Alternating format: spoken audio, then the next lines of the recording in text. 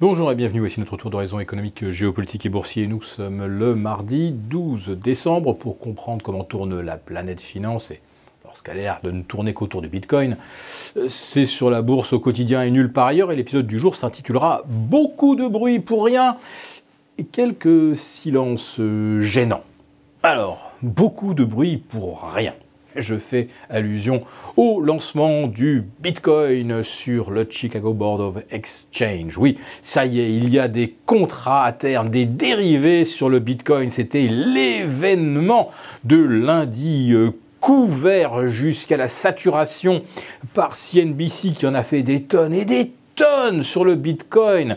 Il n'y a pas eu un quart d'heure où on n'a pas eu un débat d'experts. Parfois, on interrogeait des gens spécialistes du risque incendie ou du risque cyclone sur le Bitcoin.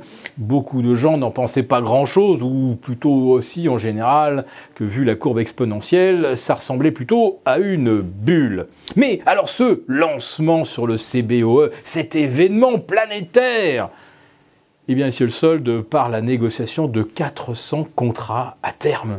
C'est extraordinaire, c'est ridicule. C'est quoi, 5 millions de dollars d'échanges?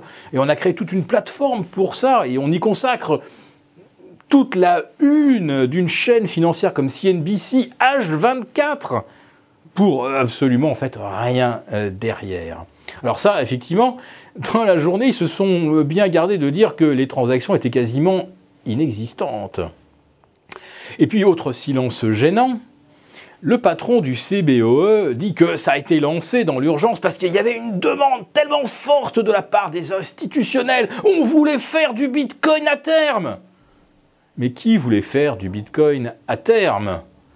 En fait, on comprend que le patron du CBOE est en fait en cheville avec la plateforme de trading de Bitcoin Gemini et qui appartient comme par hasard aux frères Winklevoss dont je vous parlais hier.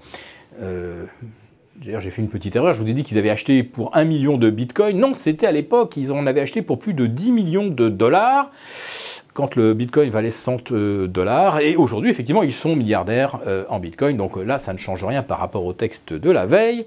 Donc, on comprend bien que ce sont probablement les frères Winklevoss qui ont convaincu le patron du CBOE qu'il était absolument urgent de lancer le Bitcoin et de faire appel à eux, qui sont de gros détenteurs de Bitcoin, pour faire fonctionner ce marché. Bizarre, non? Il y a comme, on va dire, une sorte de relent de consanguinité qui, quelque part, me met assez mal à l'aise. Et puis, il faut savoir que près de 60% des bitcoins seraient détenus ou quelque part contrôlés par seulement 1 millier de geeks et de crypto-fans. Tous ces gens se connaissent, tous ces gens se parlent ou communiquent par Internet. Alors évidemment, il faudrait avoir l'esprit extrêmement mal tourné pour imaginer que ces 1000 personnes pourraient s'entendre pour contrôler l'évolution du bitcoin et surtout le pousser à la hausse. Jamais ils ne feraient une chose pareille. Ce sont des vrais cyberpunks qui sont attachés à l'indépendance de la monnaie, qui sont attachés à une certaine éthique, naturellement.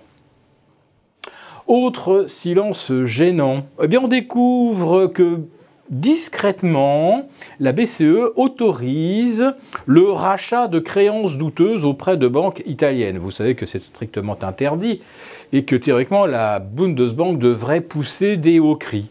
Mais voilà, on rachète ces créances douteuses parce que sinon, eh bien, c'est le système financier italien qui s'effondre.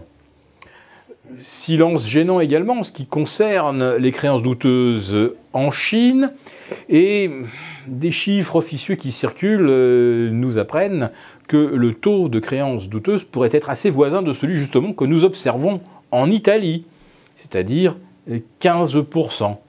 Sauf qu'à 15% de créances douteuses, en Chine, on est sur des montants absolument gigantesque de plusieurs milliers de milliards d'équivalents dollars. Alors de quelle façon la Chine va-t-elle renflouer? Eh bien, si jamais elle se met à vendre des T-bonds américains, on n'a pas fini de rire.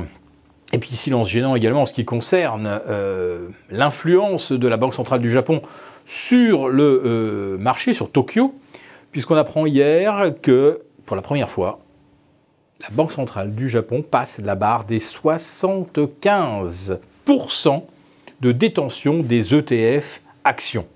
Alors, allons investir au Japon. Certes, c'est beaucoup moins cher qu'aux États-Unis en termes de PER, c'est moins cher qu'en Europe. Enfin, sachez quand même que votre seul interlocuteur en face de vous, c'est la Banque centrale du Japon. C'est le premier intervenant totalement hégémonique qui contrôle le marché.